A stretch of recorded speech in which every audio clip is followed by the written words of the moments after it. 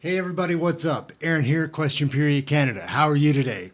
We've got another interesting episode of Question Period. It's going to be pretty crazy. I had a quick look earlier, and now we're going to jump right into it because it's going to get exciting. Both sides are out of hand. Greg Fergus, the new House Speaker, I don't think we should call him new anymore, the House Speaker, who's been trying to implement his form of control.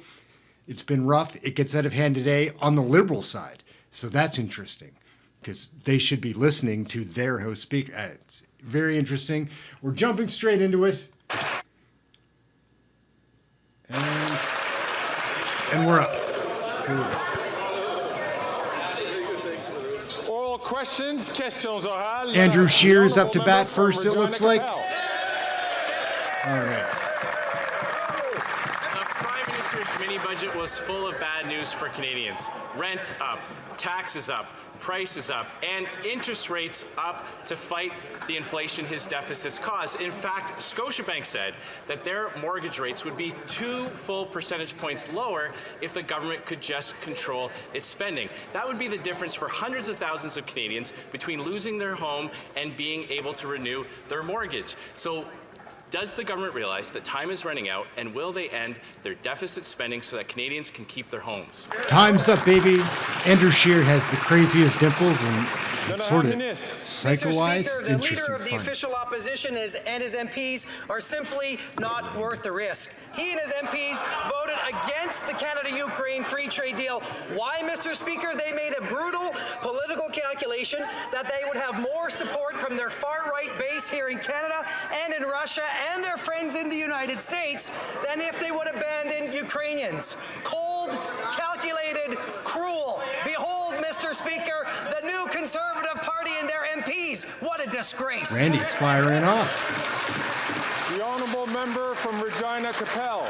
What's disgraceful and cruel is using Ukraine's vulnerability while Russian tanks are on its soil to shove a carbon tax permanently down their throat.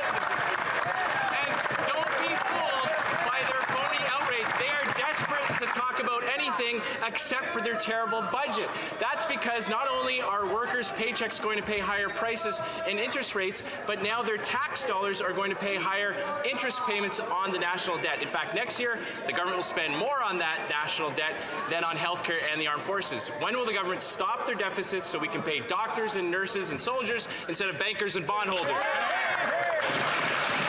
Imagine that's a lot of money to be spending on interest. Before the Honourable Government House Leader gets up, I just want to encourage members to please do not extend their voices so that the Chair can hear the question from the Honourable Leader. I hear from the far end of the House. The Honourable Government House Leader. Yeah. Thank you, Mr. Speaker. Every time. Twice this week, the Leader of the Opposition Something has wrong with her eye. demonstrated that he is not worth the risk to Canadians. Not only has he been untruthful in why they didn't vote for the Canada-Ukraine free trade agreement, because in fact there is no price on pollution in that agreement, Mr. Speaker. So we need to ask, what is the real reason behind this, why they're abandoning support for Ukraine and for freedom and for democracy? But also yesterday, instead of waiting for information on what happened at Niagara Falls, he jumped straight to the conclusion that it was a terrorist attack, Mr. Speaker. I made that mistake too. And that is not respectful for Canadians. I wonder what's wrong with her eye. That's all I can look at. Like, she's got one that's really wonky If the government today. truly wanted to help Ukraine, they would support the Conservative motion to export our energy and our military equipment instead of their failed carbon tax. And if they wanted to be honest with Canadians, they would unveil the details of the $15 billion subsidy to a single battery plant that will allow up to 1,600 workers coming from Korea to replace qualified Canadians. Will they do the right thing and at least publish the agreement so that Canadian workers can find out just how many jobs are being filled by taxpayer-funded foreign replacement workers? They were asking this question in the Senate yesterday, why they're not showing the contract. Thank you very much, Mr. Speaker. And unlike the member opposite who, when it came time to find the resolve to stand up to his leader, when it was time to stand with Ukraine, Canada's support for Ukraine is unwavering. Mr. Speaker, we have committed over $2.4 billion in military aid, from tanks to armored vehicles and ammunition. We've trained 37,000 Ukrainian troops. The Prime Minister recently announced an additional $500 million in new funding for military assistance. And yesterday, Mr. Speaker, I spoke to Defense Minister Umerov, and I told him 10 million additional rounds of ammunition is on the way. Mr. Speaker, our government stands with Ukraine.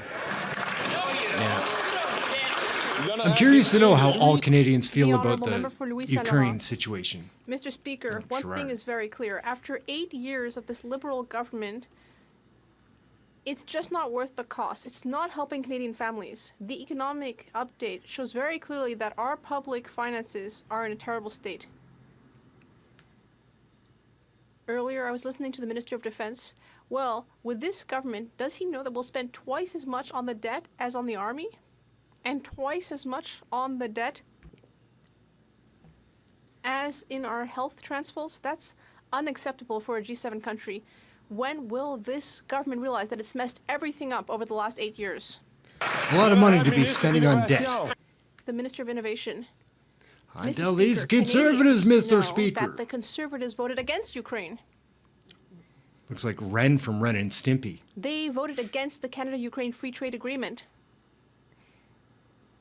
When it comes to the economy, we're doing what Canadians want. We will continue to build a stronger economy. We will strengthen competition in the country. We will continue to invest in housing. We have a plan for prosperity, growth. We will help Canadians. And the Conservatives should watch what we're doing and draw inspiration from our serious government. What I figured out The about Honourable FPC Member for is he Louis says Saint-Laurent. almost Mr. the exact Speaker, same thing every 2 time. million Canadians are going to food banks monthly because of what this government did. People who want to buy a home now see that the cost of rents and mortgages has doubled over the last 8 years, and so have deposits. And what does the Minister of Finance plan to do? Believe it or not, she plans to borrow over a century. Our great-great-grandchildren will be paying the price. He's fierce. Does the Prime Minister agree with the Deputy Prime So Minister? Does he dramatic. really Great. think that this is a good idea? Well, Gerard's pretty good. Always in French, though. It's unfortunate L'honorable ministre. that it's always The in Honourable French, that he Minister. always speaks French. Mr. Speaker, I have a great deal of respect for my colleague, for Louis Saint-Laurent. He's an honorable man. On his side of the House, he should convince his colleagues to do one thing before the holidays for Canadians. Vote for Bill C-56, a bill that will help Canadians with affordability, that will reform the Competition Act after 36 years. I know that he has influence in his party. Will he be strong enough to stand up and influence his colleagues to do one thing for Canadians before Christmas this year? The Honourable Member for La Prairie. Mr. Speaker, in its economic update, the federal government is butting into Quebec's labor jurisdiction. It wants to impose policies on interprovincial labor mobility, especially in the area of health, or it will cut health transfers. But in Quebec, healthcare is offered in French. So this plan means that Quebec workers who are bilingual will be able to go work elsewhere in Canada, but then workers will come to Quebec from unilingual Anglophone provinces, and they won't speak French. In Quebec, people need to speak French in healthcare. So instead of making healthcare worse in Quebec, why doesn't the federal government butt out? The Honourable Minister. Mr. Speaker, I greatly respect my colleague from the Bloc Québécois, but he's completely wrong on this issue. His pocket every time. We transfer $700 million a year to Quebec for immigration, Start. and most of that money is used for what? To francisize people arriving in Quebec, including Anglophones who want to learn French. We will be there for labor mobility. We will be there to train people in the language of their choice. We will be collaborating with Quebec every single day. The Honourable Member for La Prairie. Mr. Speaker, it's here clearly laid out. This government is threatening to cut the healthcare transfers if we refuse to exchange our Francophone healthcare workers, to exchange them for unilingual Anglophone doctors. We don't need them in Quebec. We need doctors who can offer healthcare in French. Quebecers need to be able to tell their doctors about their health problems in their own language. If the federal government wants to help, it just has to increase the transfers and we will hire doctors. Will this government finally stop taking Quebecers' money and then use it to blackmail Quebecers? Enough is enough. I don't The know what to Honorable say. Minister of Transport. Pablo Rodriguez. Mr. Speaker. I don't know. We know what the Bloc Québécois wants. It wants every province to just deal with its own stuff. It wants Quebec to be isolated on its own. That's not the way it should be. We are capable of cooperating. We're capable of exchanging doctors. We're capable of working together. Canada is much stronger than the sum of its provinces. We can work together. The Bloc Québécois doesn't like it, but that's the truth. L'honorable député de Rosemont. The Honorable Member for Rosemont-la-Petite-Patrie. He made some good Speaker, points. A few weeks ago, the Minister of Industry was begging grocery bosses to lower prices. He said, please, be nice. And then he said, we succeeded. Look, there are specials at the grocery store. But during an interview with TVA, the CEO of Metro said, we have not changed our prices because of that meeting.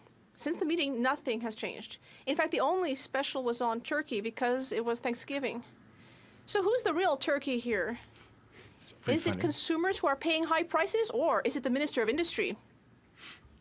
Minister of The Industry is Honourable going to Minister of brag about Industry. his meeting and what he did organizing the 5 Mr. CEOs. Speaker, I'm not going to engage in this type of rhetorical device, but what I will do is stand up for Canadians. And that's what I did. For the first time in history, a minister brought in these industry bosses and told them that 40 million Canadians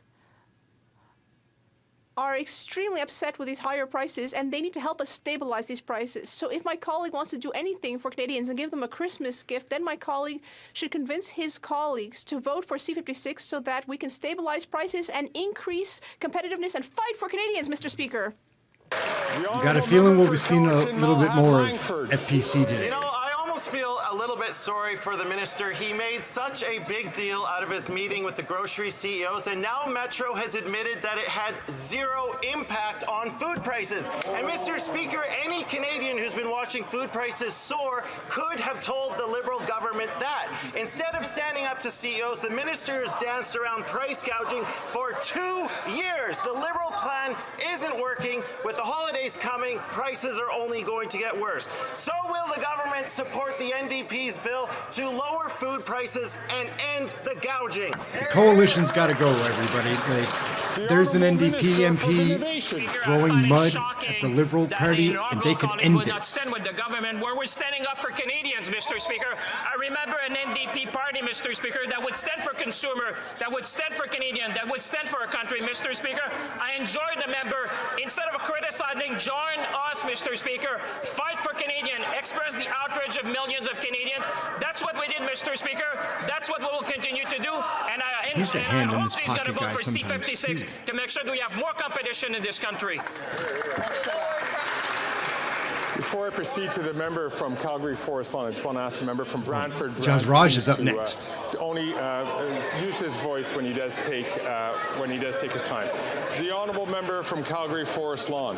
This week's Liberal NDP inflation fueling false hopes update is not worth the cost. Prices are up, rents are up, debt is up, taxes are up, and after 8 years, time's up for this Prime Minister. $20 billion of new inflationary spending is ballooning the debt. Next year, the Prime Minister will spend more tax dollars on the interest to his debt than on health transfers. Wow. Why is this Prime Minister giving more money to bankers and bondholders while Canadians go broke and hungry? He was pretty smooth there, but he's usually even smoother.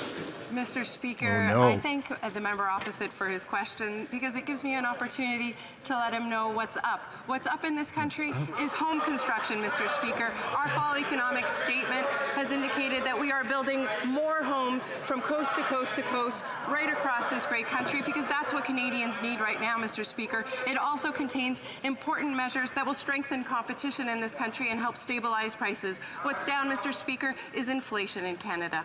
She's learning how to be condescending from her mentor, Chrystia Freeland. Housing. The only thing they did for housing was change the name of the housing department. And Canadians want results. They don't want more photo ops. Rents are up. Mortgages are up. Needed down payment for a house is doubled after 8 years. This Liberal NDP government are not worth the cost. When will they stop the photo ops and build more homes and not more bureaucracy? Good job.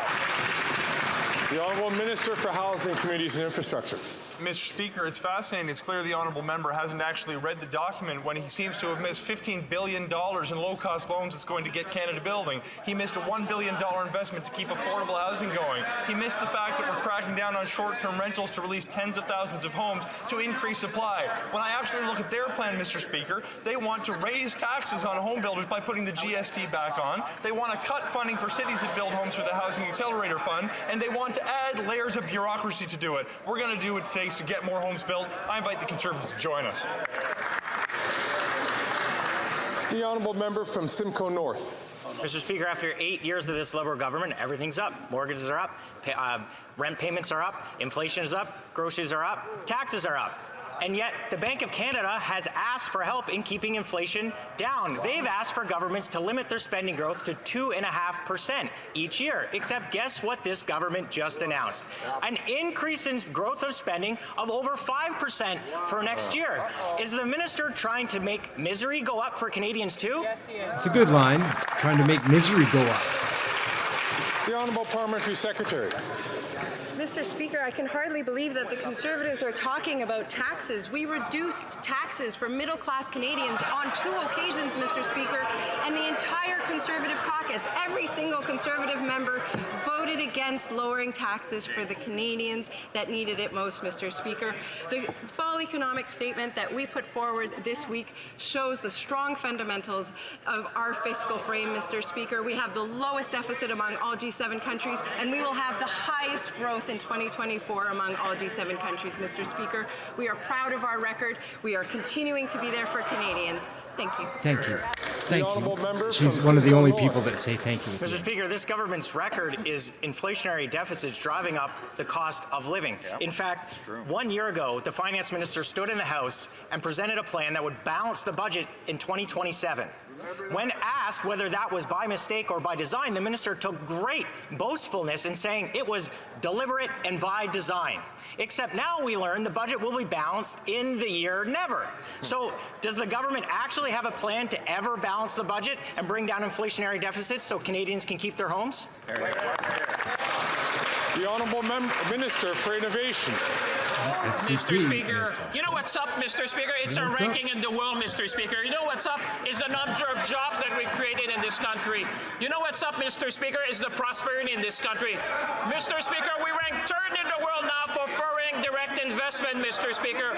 We have seen landmark investment in the auto sector, in the mining sector, in biomanufacturing, in steel, in aluminium, Mr. Speaker. Canada's winning on the world stage while the Conservative want to bring us to the Stone Age.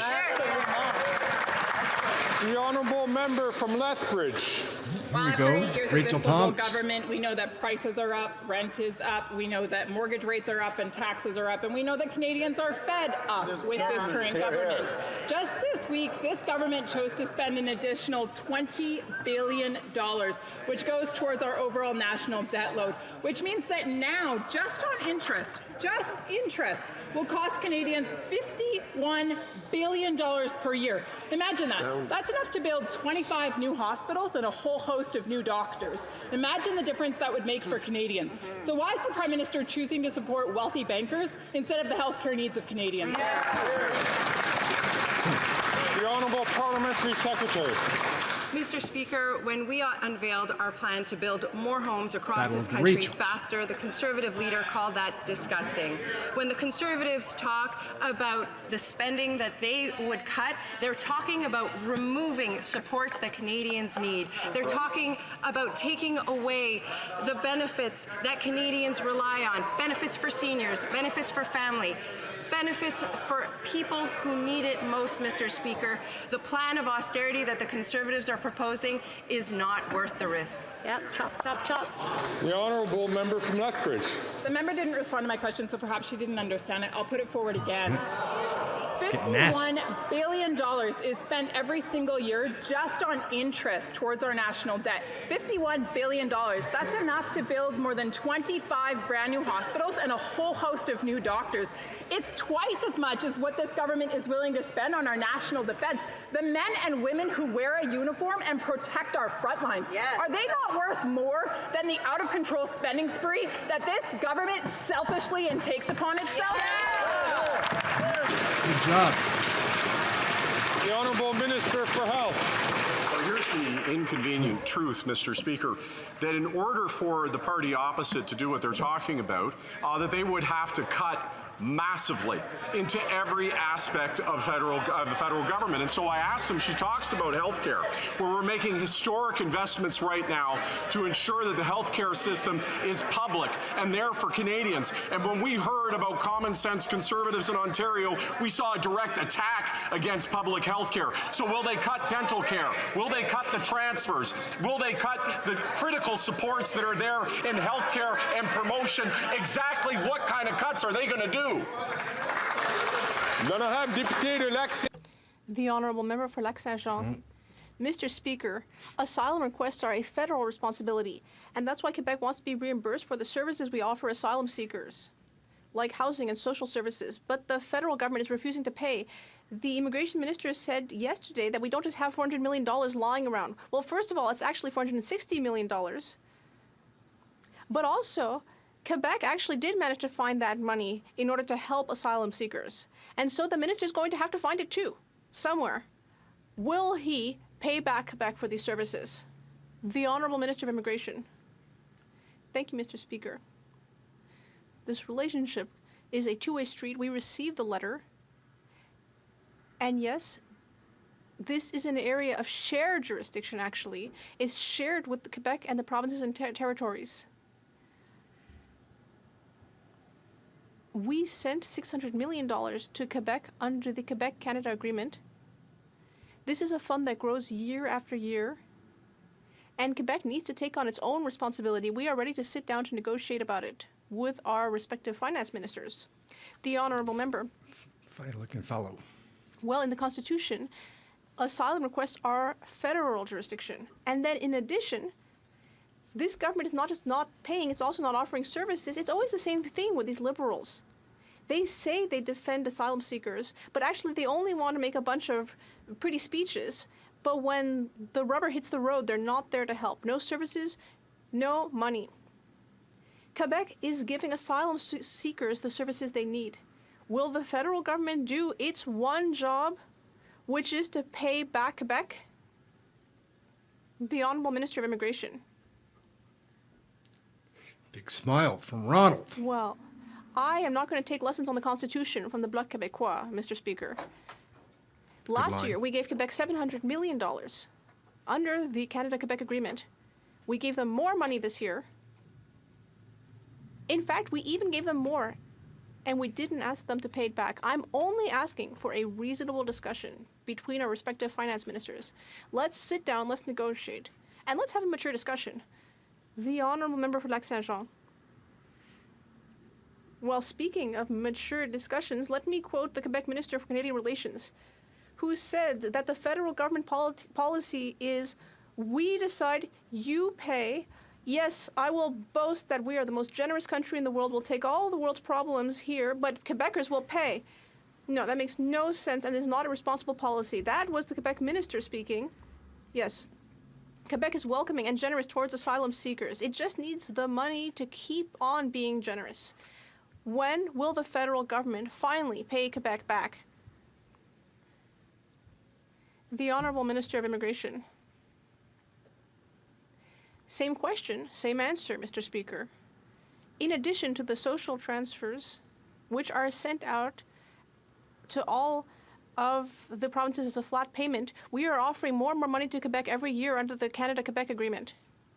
Regardless of levels, Quebec has its role to play in welcoming immigrants and asylum seekers. We are ready to sit down with Quebec and have a mature discussion between two accountable governments. From Carlton Trail, Eagle Creek. After 8 years of this Kelly Prime Block Minister, isn't up very life often. has never been so unaffordable. While Canadians struggle, he's quadrupling his carbon tax, which will raise the price of everything. He's just not worth the cost. The Liberal NDP government can pass Conservative Bill C-234, create another carbon tax carve-out for farmers, and make food cheaper. His Environment Minister has threatened to resign if it passes. Will the Prime Minister accept his resignation, Pass C-234 so Canadians can put food on their table. Well spoken. The Honourable Minister for I've not seen her International speak before. Mr. Speaker, in this House, Conservatives had a choice. They had a choice to firecracker vote this in one. favor of the Canada-Ukraine Free Trade Agreement. Instead, they're the only party in this House that didn't do that. In fact, they have made the issue of the environment a red herring. Even Ukraine today clarified that there is no price on pollution in this free trade agreement. They're misleading Canadians. On this side of the House, we are standing, supporting Ukraine. We will continue to do that. The Conservatives cannot say the same. The Honourable Member from Carlton Trail Eagle Creek. After 8 years of their failed carbon tax, food bank lineups are longer than they've ever been, and Canadians are going hungry. And now they want to oppose this Liberal carbon tax on Ukraine. The Prime Minister is not worth the cost. Conservative Bill C-234 will deliver lower food prices for Canadians by removing the carbon tax on our farmers. Ministers are panicking and begging senators to block it.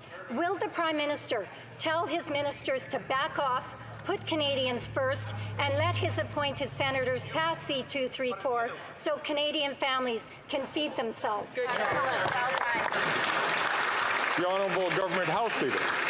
Thank you, Mr. Speaker. It's unfortunate because I don't think the member opposite was listening to the previous question. In fact, today, Ukraine said there is no price on pollution in the agreement. So it continues to be an absolute red herring and mistruth from the members opposite as to why they're not supporting the Canada-Ukraine Free Trade Agreement. Mr. Speaker, it's another demonstration of how irresponsible, how reckless, and how risky it would be for them to be in power because they simply cannot share the true reasonings behind their decisions with Canadians. They just can't be trusted. Thank you, Mr. Speaker. All I can look at is her eye, and I can also see her belly button. The Honourable Member for Beauce. Well, Mr. Speaker, after 8 years, this government doesn't seem to get that it could reduce food prices very easily. We understand. We brought forward a common sense bill, C-234, which would exempt farmers from the carbon tax. But the costly Bloc Liberal coalition wants to radically increase the tax. If you vote for the Bloc, you'll pay a steep price. Will this Liberal government stop delaying the adoption of the bill in the Senate? When will the Prime Minister let his senators adopt Bill C-234 so farmers can feed Canadians? The Honourable Minister of Transport. Mr. Speaker, do you know what raises food prices? Climate change. Drought, floods. How about taxes? And yet, the Conservatives never even mention climate change. They don't even seem capable of spelling the concept. They seem to want to drag us back into a former era on climate change, but we won't listen to them. We're going to do something about the problem. The Honourable Member from Vancouver. The translators botch a lot here. Canadians from coast to coast need affordable homes today. People are living in tent encampments, being evicted from their homes, or trapped paying sky-high rent. And the Liberals continue to delay and disappoint. In their fall economic statement, by delaying funding until 2025 means affordable homes won't be built for at least another 7 years. This is absurd and completely out of touch. Will this Prime Minister commit to roll out the money now so that shovels can get into the ground and build the homes that Canadians desperately need?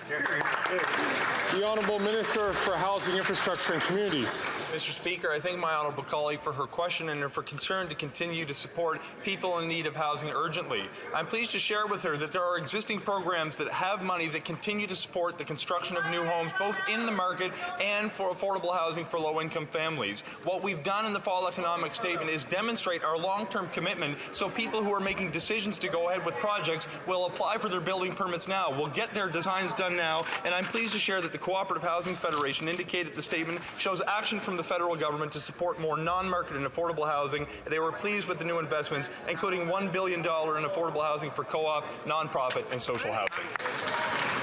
The Honourable Member from Winnipeg Centre. Speaker, Parliament unanimously supported my motion recognizing missing and murdered Indigenous women and girls and Two-Spirit people as a Canada-wide emergency. But how many times is MMIWG mentioned in the Liberals' fall economic statement? Zero. And earlier this year, the government slashed $150 million from women's shelters. Major municipalities have called gender-based violence an epidemic. So can the government explain why they're ignoring MMIWG and are slashing money from women's shelters? The Honourable Minister. Who's she shooting that look at?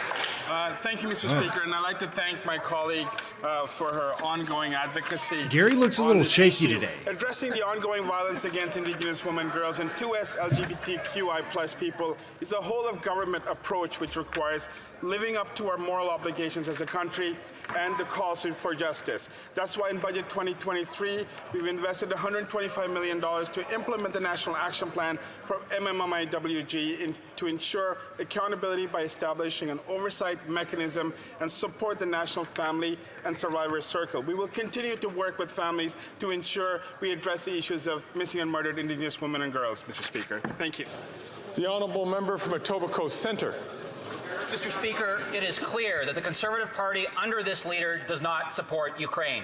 This leader has not advocated for more military, financial, or humanitarian support for Ukraine. He's not called out Russia's acts of genocide, and this week, that leader and every MP in his caucus voted against the Canada-Ukraine free trade agreement. The Conservatives are trying to blame their decision on a mention He's supposed to be teeing up a question for the Liberals. Yeah. Greg, get them under control. Quickly in the 12 seconds that Supposed to be asking a question to the Liberals this time. Order. Whoa. The Honourable Member has about 12 seconds left on the clock. I'm hoping the member can get to the issue of business of the government. Let's see what happens here. How is it going to make a question in 12 Conservative seconds? members are trying to blame their vote against the agreement by trying to blame it on language about carbon pricing, which is a red herring because Ukraine's had carbon pricing since 2011 and they need it to get into the EU. Could the Minister of International Trade share with Canadians why this agreement is so important to Canada? So we got cut off. It'll be interesting to see what Fergus says about this. He's going to have to say something. Once again, members know that the speakership had issued a ruling in terms of having questions which are relevant either to the business of the government or to business of committees that could be posed to committee chairs or to members of the Board of Internal Economy. I'm moving on to the next question, the Honourable Member from South Shore St. Margaret's. Rick Perkins, let's see what you got.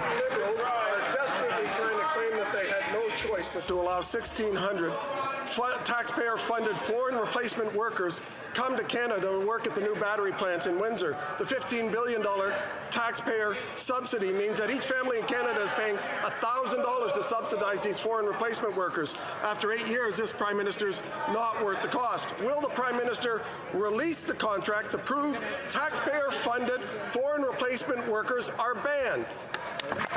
Okay, that's a good question, and delivered pretty well. Mr. Speaker, I'm grateful for the question by the Honourable Member from Etobicoke Centre. I thank him for his advocacy. Why is she answering this question? To vote in favor of the Canada-Ukraine Free Trade Agreement. President Zelensky wanted this agreement. This is an important agreement. The question was about the plant in Windsor. Why is she talking about the Ukraine? This is wild. Come on, Greg. Reel them in. That's 2 in a row. Like major issues in the flow. The question was posed by the member from South Shore St. Margaret's. I'm certain the Honourable Minister is going to get to the point to respond to the question at hand. The Honourable Member has because she was nothing to do with the question, not a dodge. I'm proud on this side of the House that we voted in favor of the Canada-Ukraine Free Trade Agreement. Canadian businesses have asked for it. They want to be a part of rebuilding Ukraine. On this side of the House, we are supporting Ukraine, and I'm disappointed, Mr. Cut her off. I didn't know that Mary Ng was a rebel. I just thought she was a major WEF member. And she is. The Honourable Minister, I cannot, it is impossible, as I'm having members raise their voices directly into the speakers here, to hear the response to judge whether or not the response is doing with the issue of questions. Jesus, so I'm going to ask the Honourable Minister again, 15 seconds on the clock. I'm going to ask Honourable members to listen closely to the answer to the question that was posed by the member from South Shore, St. Margaret's. The Honourable Minister. Mr. Speaker, on this side of the House, we're supporting Ukraine. Oh my God. Canadian businesses have asked for this agreement because they want to be a part of rebuilding Ukraine. I'm disappointed, but I am not surprised that the Conservatives have decided to abandon Ukraine. You know, Mr. Speaker, when someone shows you who they Yeah, cut her off. The Honourable Member from South Shore, St. Margaret's. From the top? From the top? Mr. Second question. This is great. They didn't answer my first question. Apparently, Get 'em, they're Rick. afraid of the fact that they've decided to bring in foreign replacement workers to Stellantis, and the ministers are ignoring it. And why are they ignoring it? Because on the government's own website, they're advertising for Stellantis jobs that say you don't need to be a Canadian citizen and you don't even need a work permit. And the ambassador for South Korea informed everyone in Windsor that 1,600 replacement workers from South Korea are coming. So I'll ask again, since this Prime Minister is not worth the cost, if the Prime Minister and this government disputes those facts, release the contract and prove us wrong. It's a good question, and that's the best I've seen him do. Good Mr. job. Speaker, it's obvious for Canadians watching at home how much the Conservatives don't want to talk about Ukraine, Mr. Speaker. But one thing I can tell you, Mr. Speaker, it is amazing to see to which extent the Conservatives would go to spread misinformation, Mr. Speaker. But you know what? Sometimes you get caught, Mr. Speaker. Let me quote Brandon Sweeney of the Trillion Network for Advanced Manufacturing. I think that those making this noise are hypocritical. What they are saying is erroneous and factually incorrect. They don't have the faintest knowledge of the industry, Mr. Speaker. We'll keep on fighting for Windsor. We'll keep on fighting for the auto sector, and we'll keep on fighting for our workers.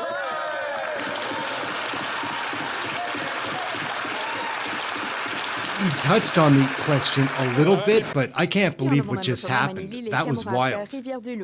Starting with Yvonne Baker. Oh, Monsieur le Président. Mr. Speaker, the Liberal government has awarded a $15 billion contract to finance a battery plant in Windsor with public funds. The problem, though, is that the workers will come from abroad, not from Canada. Specifically, 1,600 temporary workers will come from abroad. Quebecers are wondering whether local jobs are being protected for the Northvolt plant in Quebec, which is being financed to the tune of $5 billion by taxpayers. Did the Prime Minister guarantee jobs for Quebecers when he gave Northvolt this money? Or is he bringing in even more taxpayer-funded foreign replacement workers? The Honourable Industry Minister. Mr. Speaker, I thank my colleague for giving me the opportunity to talk about this once again. Canada is now third in the world, third when it comes to attracting foreign investment in our country.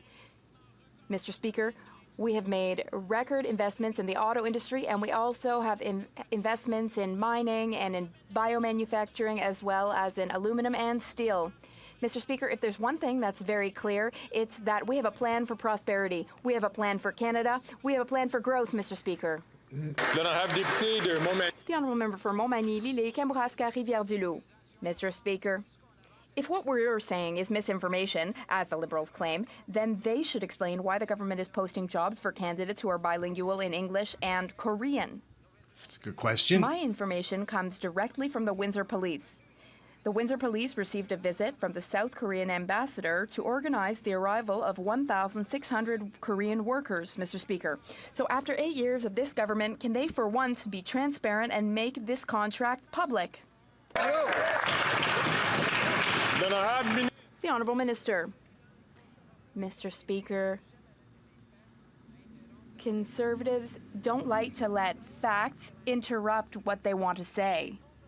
As for Stellantis, Mr. Speaker, the Conservatives are trying to hinder the 2,500 jobs for Canadians at that battery plant, as well as the 2,300 jobs for those who will build the plant. How many foreign workers have been approved for Stellantis Nexstar? One temporary foreign worker. Only one. The Honourable Member for Avignon-Lamitis, Matane-Matapédia. Mr. Speaker, COP28 kicks off next Thursday, and Canada is once again poised to show up empty-handed. Canada will go to COP28 without a regulatory framework to cap emissions from the oil and gas sector, which is the main culprit behind climate change. We've been waiting 2 years for this, and for 2 years we've been hearing empty rhetoric. Today, the Climate Action Network was on the Hill. All of the Environment Minister's former friends, like Greenpeace and HOOKY, are calling on him to table a costed regulatory framework before he leaves for COP. And of course, the Bloc Québécois supports this call. So will the minister do this? The Honourable Environment and Climate Change Minister. Thank you, Mr. Speaker. Mr. Speaker, I thank my honourable colleague for her question. I would like to reassure my colleague that they are my former colleagues, but they are still my friends. Yes, they were here on the Hill today. I speak to them regularly. And over the past few years, we have taken a lot of action. We've implemented many measures for carbon pricing and to reduce greenhouse gas emissions. And as the Prime Minister committed to do in New York, by the end of the year, we will have a framework to cap emissions from the oil and gas sector. So that will be done before the end of the year. The Honourable Member for Repentigny. The International Energy Agency this morning tabled a report on emissions from the oil and gas sector. If we want to meet the targets of the Paris Agreement, we need to cut fossil fuel emissions by 60% by 2030. That's around the corner. We need to cut emissions by 60%, but Canada doesn't even have a plan yet to even cap them, let alone cut them by 60%. Canada is the world's 5th biggest oil producer, and Canada will be one of the main culprits if the world misses its targets. So, before the minister leaves for COP28, will he present a regulatory framework to, at the very least, cap big oil companies' emissions? The Honourable Environment and Climate Change Minister. Thank you, Mr. Speaker.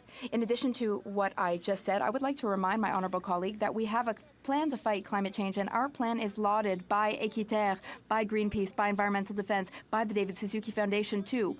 We are the only country of all G20 countries to have stopped subsidizing fossil fuels, and we did so 2 years earlier than anticipated. We're also the only G20 country to eliminate public support for fossil fuels. And as I said, we will be tabling a framework to cap emissions from the oil and gas sector by the end of this year. I don't know what any of this. Leeds, Grenville, Thousand Islands. All right, Mike Barrett's going to give it to him. Yesterday, the NDP Liberal Cover-Up Coalition blocked a Conservative motion to have a whistleblower testify at the Ethics Committee. After 8 years of this Prime Minister, it's hard not to feel disappointed in your government when every day there's a new scandal, but it's easy to see that this Prime Minister is not worth the price. The latest scandal is his billion-dollar green slush fund. Facing an Auditor General investigation, an Ethics Commissioner investigation, the CEO and the Liberal hand-picked board chair resigned in disgrace. Now they're blocking a whistleblower from testifying. What are they trying to hide? The Honourable Minister for Innovation. Mr. Speaker, I'm very grateful for the question from my colleague. In fact, nothing, Mr. Speaker, because we're the one who wants to get to the bottom of this, Mr. Speaker. That's the reality, Mr. Speaker. Let me bring some facts to their story. The fact is, Mr. Speaker, the moment we had delegation, I call for an investigation. I call for an independent report, Mr. Speaker. I demanded from management a plan to restore good governance. The CEO has resigned. I have accepted the resignation of the chair, Mr. Speaker. We're going to get to the bottom of this, restore governance, and make sure we can support Canadian businesses. The Honourable Member from Leeds, Grenville, Thousand Island and Rideau Lakes. Used to be in the Army. This minister is a bystander in this billion-dollar slush fund scandal. Let's lay out the facts. He did absolutely nothing. Conservatives called for an investigation at committee. We wrote a letter to the Auditor General. She started an investigation. We wrote a letter to the Ethics Commissioner. He launched an investigation. We had the CEO and the board chair come to committee. They both resigned in disgrace following their appearances at committee. Right. Now we want a whistleblower to come before committee, and what are they doing? Silencing whistleblowers as part of the cover-up coalition with the NDP. What are they trying to hide? The Honourable Minister for Innovation. Mr. Speaker, unlike my colleague, they're just behind defend the game, Mr. Speaker, because I'm the one who started the investigation, Mr. Speaker. Once we got the allegation, that's what we did, Mr. Speaker.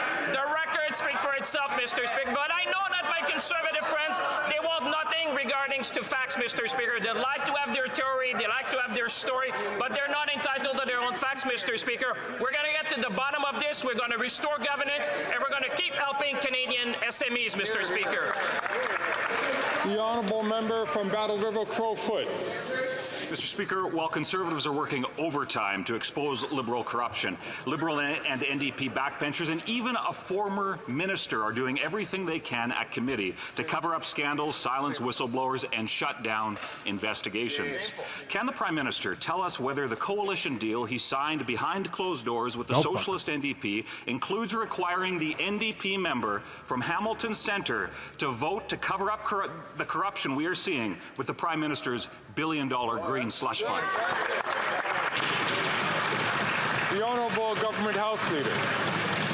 Mr. Speaker, what we're seeing is a pattern of very concerning behavior and desperate behavior from the Conservative Party of Canada. Not only are they hiding from Canadians why they're really not supporting the Canada-Ukraine Free Trade Agreement, because in fact the Ukraine came out and said there is no price on pollution. They're also hiding the leader of the opposition, why he won't tell the truth as to why he jumped to conclusions yesterday when we learned about what happened in Niagara Falls. And now what we're hearing from them, Mr. Speaker, is false allegations. They know that committees are independent. What are they trying to hide, Mr. Speaker?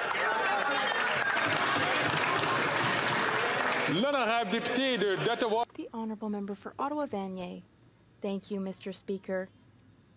My question will be about C-57.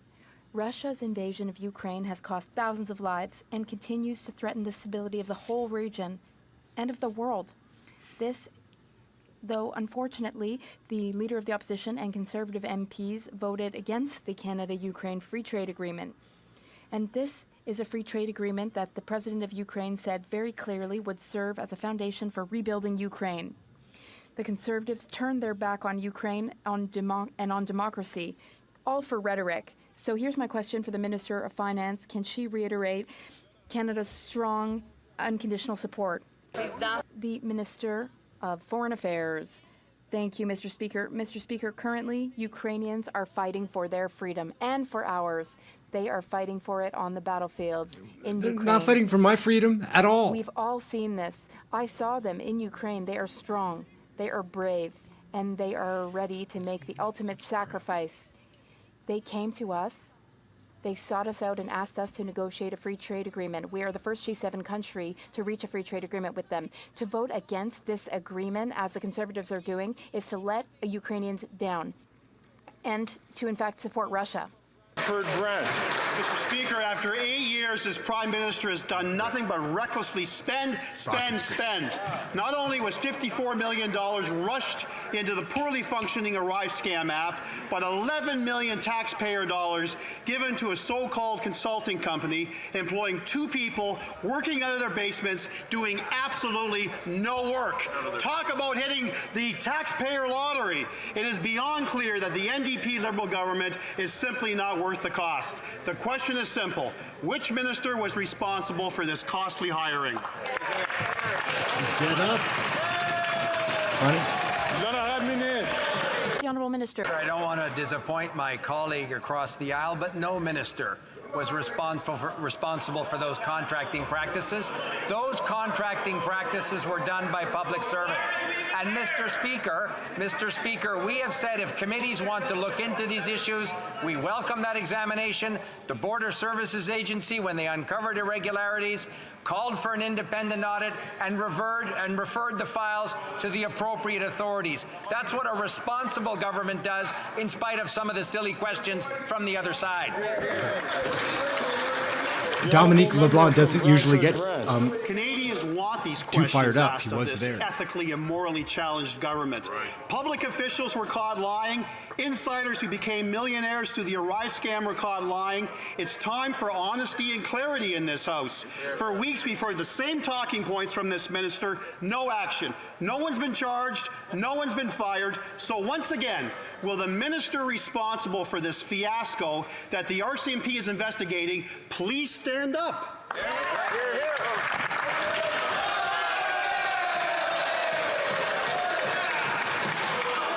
The Honourable Minister. Mr. Speaker, my honourable friend knows very well that when any irregularity with respect to contracting practices comes to light, the responsible thing for senior public servants who administer these rules to do is to refer them to the appropriate authorities, to establish the facts from external audits. That's exactly what the Border Services Agency did. Mr. Speaker, if committees want to look into this matter, we welcome that exercise as well. And my honourable friend should know very well that it's not elected ministers that decide who faces criminal charges. It's the police and prosecutors, and I have every confidence they'll do their job. Absolutely. The Honourable Member from Calgary Confederation. Mr. Speaker, a couple of years ago, this House unanimously passed my private member's bill that allowed for the annual tax form to be used to ask a simple question of organ and tissue donation. Both Ontario and Nunavut opted to have this question included in their tax forms last year, and I'm hoping that other provinces will participate in the future. Can the minister tell us how many taxpayers in Ontario and Nunavut indicated through their tax return their intent to become a life-saving organ and tissue donor? The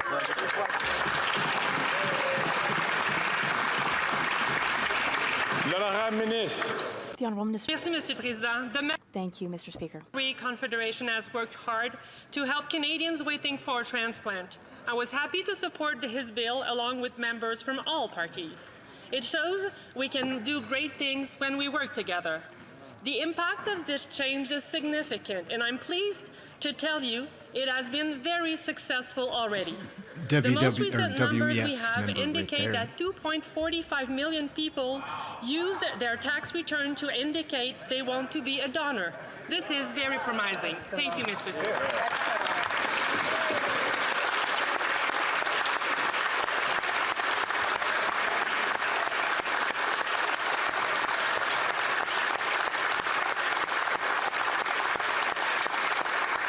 Why is the speaker clapping? From Mississauga East, Cooksville. Mr. Speaker, my question is for the Minister of International Trade regarding the important Canada-Ukraine trade agreement and Conservatives' concerns of our government's unequivocal support for Ukraine. They were right about one thing, Mr. Speaker. Support for Ukraine on this side of the House is unequivocal. Clearly, the same cannot be said for the Conservative Party of Canada. Speaker, did the Conservatives make this shameful decision to appease their far-right, anti-Ukraine extreme base? Can the minister tell us what the Ukrainians, our friends, have said about this agreement? The Honourable Minister for International Trade. Mr. Speaker, I want to thank my colleague from Mississauga East Cookfield for flip that out really again? excellent question.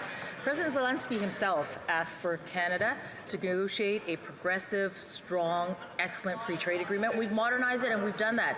The only party in this House that voted against Ukraine is the Conservative Party of Canada.